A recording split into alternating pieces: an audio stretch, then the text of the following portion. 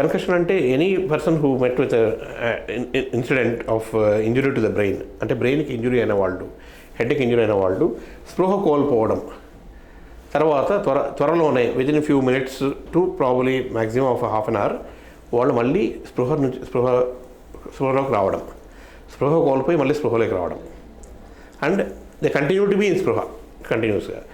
అట్లాంటి దాన్ని మనం కన్కషన్ అంటాం. కన్కషన్ ఇస్ రివర్సిబుల్ ఇంజురీ అనమాట. అంటే డ్యామేజ్ జరిగింది కానీ రివర్స్ అయింది, మళ్ళీ నార్మల్గా అయిపోయింది. సో దాన్ని కన్కషన్ అంటాం.